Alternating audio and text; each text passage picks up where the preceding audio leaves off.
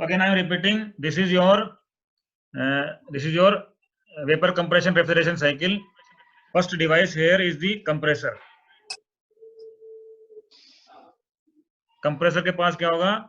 The normal pressure and normal temperature refrigerant gas will come to the compressor. And what will the compressor do? It will create high pressure, and along with the pressure, temperature will also get increased. Although it will remain in the same phase, that is vapor. तो ये gas की gas ही रही, लेकिन high pressure high temperature की gas हो चुकी है. Pressure बढ़ने की वजह से इस रेफ्रिजरेंट की गैस की एक टेंडेंसी हो जाएगी फेज चेंज करने की.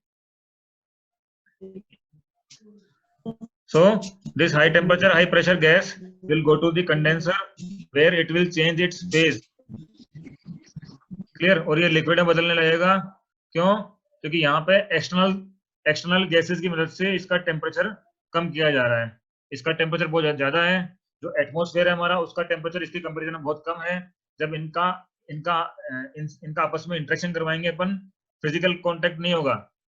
ट्यूब के अंदर आपकी गैसेस होंगी, हॉट गैसेस, और ट्यूब के बाहर आपकी नॉर्मल जो एटमॉस्फेरिक गैसेस है वो सर्कुलेट कराई जाएंगी. ठीक है ना. तो ये कंडेंसर एक हीट एक्सचेंजर है. इसमें वो हीट रिजेक्ट कर देगा रेफ्रिजरेंट, और लिक्विड में बदलना शुरू हो जाएगा, और इसका हीट लॉस हो जाएगा. ठीक है. ये लिक्विड जो है हम इकट्ठा करेंगे रिसीवर में. This receiver is the device which is used to collect the liquefied refrigerant coming from the condenser. ठीक है. अब देखते हैं, जैसे एसी को कम कर रखा है हमने, एसी को ज्यादा कर रखा है, रेफ्रिजरेटर को कम पे कर रखा हमने सर्दियों में, गर्मियों में ज्यादा पे कर दिया उसको. ये कैसे कंट्रोल करते हैं? वो यहां से कंट्रोल करते हैं कि जो रिसीवर है हमारा, इसमें high pressure low temperature liquid form में रेफ्रिजरेंट है. इसको आप कितना निकलने दे रहे हैं वहां से आगे साइकिल में, तो वहां पे एक रेगुलेटर लगा होता है जो कंट्रोल कर सकता है कि किस रेट से आपको यहाँ से रेफ्रिजरेंट को निकालना है. जैसे हम यहाँ से निकालेंगे, आगे आपका एक्सपांशन वाल्व लगा हुआ है. ये क्या करेगा? उसको जो हाई प्रेशर था उसको रिड्यूस करेगा. ये वो गैसेस आपकी जो बहुत ज्यादा हाई प्रेशर पे है, टेम्परेचर उनका कम है और लिक्विड स्टेट में है, वो जैसे उनको एक्सपांड होने का मौका मिलेगा, क्या होगा बेटा? ये अपनी फेज चेंज करेगी. और फेज चेंज करने के लिए क्या चाहिए इसको? हीट एनर्जी चाहिए, लेटेंट हीट चाहिए ना. हाँ. Latent heat. तो ये जो ऐसी हमारी पार्शियल लिक्विड पार्शियल गैस है, लिक्विड ही मान लीजिए भी आप, तो लिक्विड है, जिसका प्रेशर कम कर दिया. अब वो लिक्विड चाहता है कि मुझे गैस में बदलना है, मुझे हीट एनर्जी चाहिए, लेटेंट हीट मुझे चाहिए ताकि मैं गैस में बदल सकूं, क्योंकि मेरा प्रेशर कम हो गया है. तो वो जो लिक्विड आपका वो यहाँ पे एवेपोरेटर में फ्लो करता है. और एवेपोरेटर आपको मालूम है किसका पार्ट है? उस स्पेस का जिसको हमें ठंडा करना था. तो जिस स्पेस को ठंडा करना था, वहां की गैसेस से बहुत ज्यादा कम टेम्परेचर इस लिक्विड का था, इसलिए क्या करेगा? वहां की गैस को ठंडा कर देगा, खुद ये गर्म हो जाएगा और अपनी फेज चेंज कर लेगा, एवेपोरेट हो जाएगा. ये रेफ्रिजरेंट क्या हो जाएगा? एवेपोरेट हो जाएगा, वेपर में बदल जाएगा. That is why it is called as evaporator. Yes sir. और यहाँ तो डिवाइस था वो क्या था? Condenser. Condensation is liquefaction. And evaporation is vaporization. To convert liquid into vapor.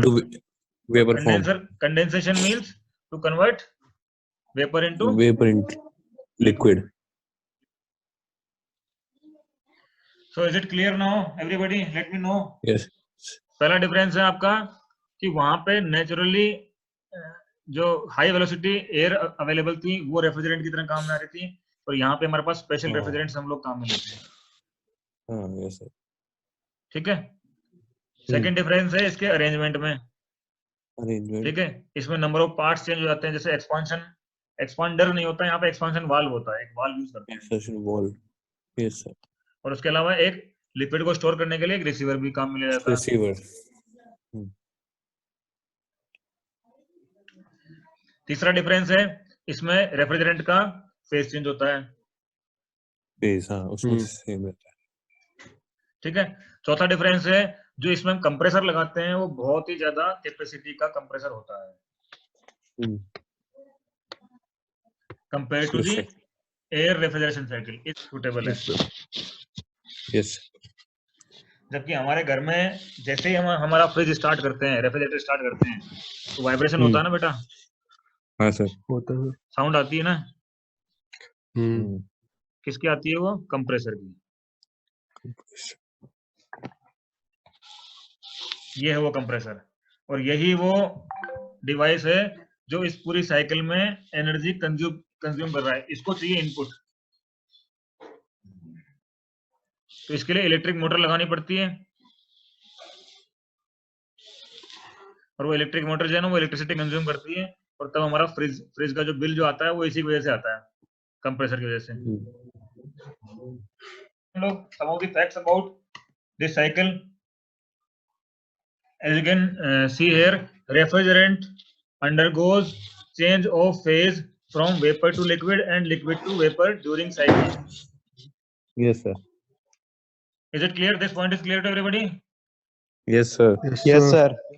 Then next point is the latent heat of vaporization is used for absorbing the heat at low temperature from refrigerated space.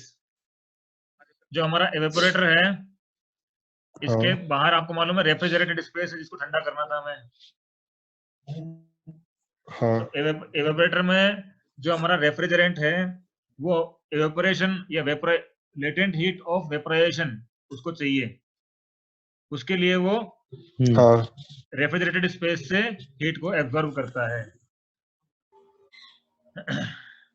Third point is the same heat is rejected during condensation at high pressure.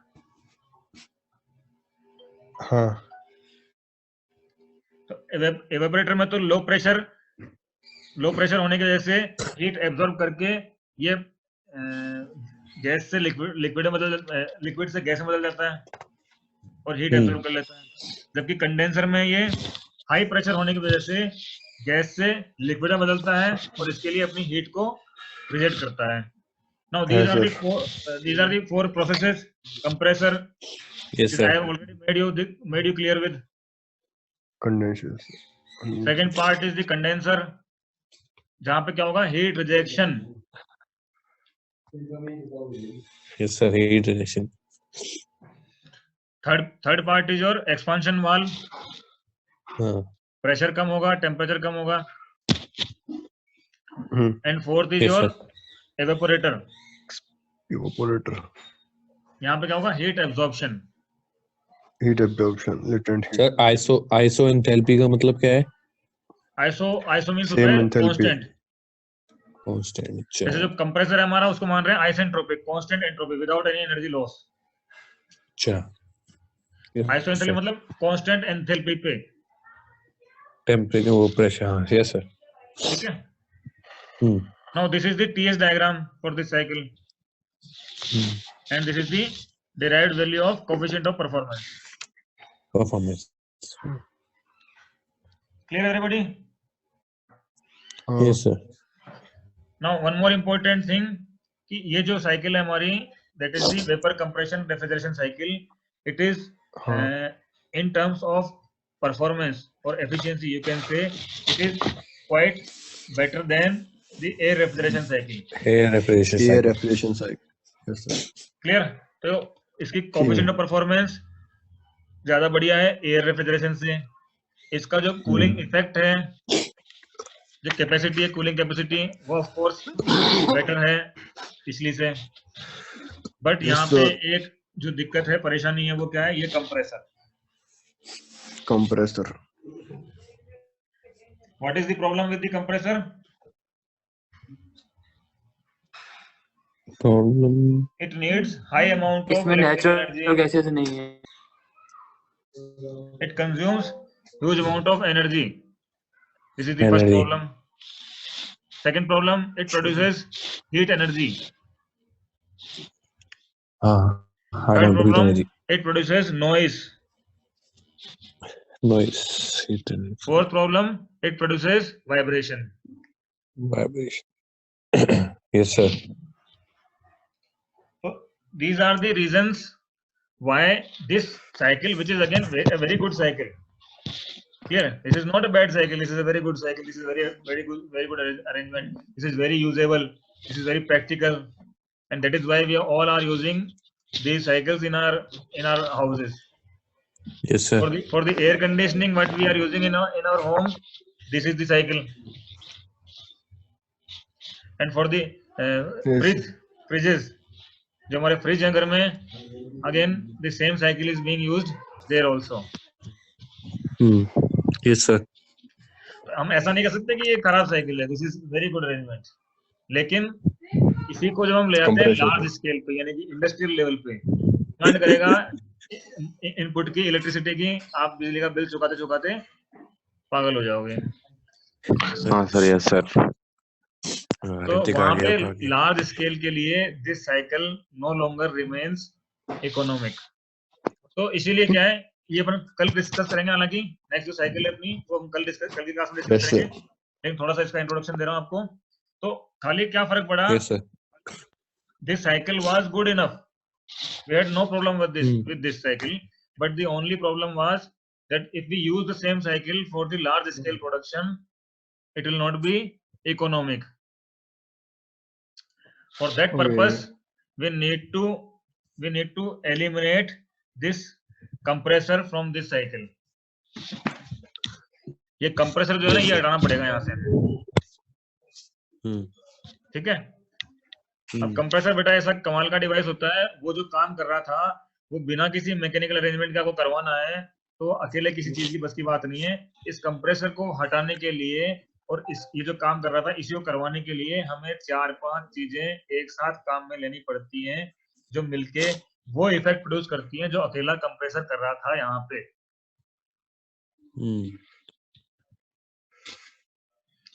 समझ में आया कि नहीं आया?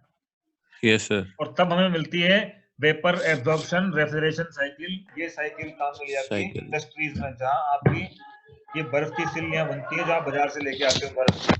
ये भी मिला लो इसमें रेक्टिफायर में, यानी कि एब्जॉर्बर, ये पंप, ये हीट एक्सचेंजर, ये वाल्व, ये जनरेटर और ये रेक्टिफायर, ये सारे मिला लो आप. ये सब मिलके वो काम करते हैं जो वहां पे अकेला कंप्रेसर कर रहा था. मोटी मोटी बात समझने वाली यही है. अगर ये समझ में आ गया आपके, तो बाकी आसानी समझ में आएगी. Yes sir. इनके अलावा क्या है, देखिए इसको मान लीजिए,